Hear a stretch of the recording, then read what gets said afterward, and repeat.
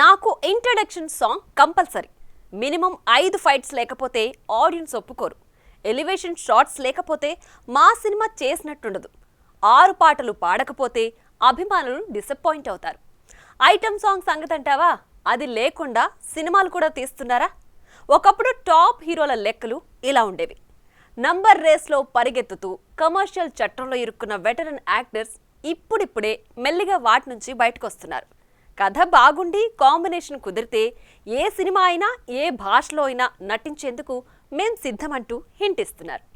తాజాగా ఓ star hero సినిమాలో మరో స్టార్ హీరో విలన్ క్యారెక్టర్ చేస్తానంటూ ముందుకొచ్చాడని తెలుస్తోంది. మరి ఏ హీరో సినిమాలో ఏ హీరో విలన్గా నటిస్తున్నాడో తెలుసుకోవాలంటే లెట్స్ వాచ్ ది స్టోరీ. ధూమ్ మచ్చాలే అంటూ ఇండియన్ స్క్రీన్ పై ధూమ్ సినిమా చేసిన సందడి అంత ఇంత కాదు. ఆదిత్య చోప్రా దర్శకత్వంలో వచ్చిన బాలీవుడ్ యాక్షన్ ఫిల్మ్స్ ధూమ్ సిరీస్ చిత్రాలు ఎంతగా విజయం సాధించాయో తెలిసిందే. 2004లో వచ్చిన ఈ చిత్రానికి 3 సీక్వెల్స్ వచ్చి బాక్సాఫీస్ ను ఏ రకంగా షేక్ చేశాయో మనము కళ్ళారా చూసాం. 2004లో వచ్చిన ఈ చిత్రానికి 3 సీక్వెల్స్ వచ్చి బాక్సాఫీస్ వద్ద సూపర్ సక్సెస్ అయ్యాయి. అయితే ఈ ఫ్రాంచైజీలో ధూమ్ 4 తెరకెక్కనున్నట్లుగా కొంతకాలంగా వార్తలొస్తున్నాయి. యష్ రాజ్ ఫిలిమ్స్ ఈ మేరకు సన్నాహాలు చేస్తున్నారని వస్తున్న వార్తలు ధూమ్ సిరీస్ లవర్స్ ని మురిపిస్తున్నాయి. ఇంతకు ముందొచ్చిన ధూమ్ పార్ట్ 2, పార్ట్ 3లకు కథను అందించిన ఆదిత్య చోప్రాని ఈ సినిమాకి వర్క్ చేస్తున్నారని, ప్రస్తుతమున్న ట్రెండ్ కు తగ్గట్టుగా భారీ స్థాయిలో దీన్ని సిద్ధం చేసేందుకు నిర్మాతలు వర్కౌట్ చేస్తున్నారని తెలుస్తోంది. సూర్య ఈ చిత్రంలో కీలక పాత్ర పోషిస్తున్నట్లు సమాచారం. సినిమాలో విలన్ పాత్రలో సరికొత్త అవతారంలో కనబడతాడన్న వార్తలు సోషల్ మీడియాని షేక్ చేస్తున్నాయి.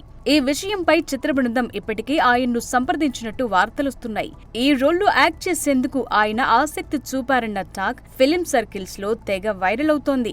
అయితే ఇది నిజమా కాదా అన్న విషయం కన్ఫర్మ్ కాకపోవడంతో అసలు విషయం ఏమై ఉంటుందా అని ఆసక్తిగా ఎదురు చూస్తున్నారట సూర్య ఫ్యాన్స్. ఇక సూర్యకి నెగటివ్ షేడ్స్ ఉన్న పాత్రలు కొత్తేమీ కాదని చెప్పాలి. గతంలో 24, విక్రమ్ చిత్రాల్లో నెగటివ్ రోల్స్ లో ఆడియన్స్ ని ఎలా ఎంగేజ్ చేశారో మనకు తెలిసిందే.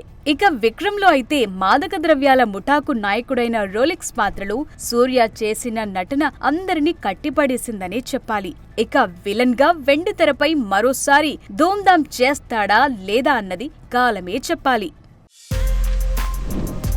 For more videos like this, subscribe Big TV channel.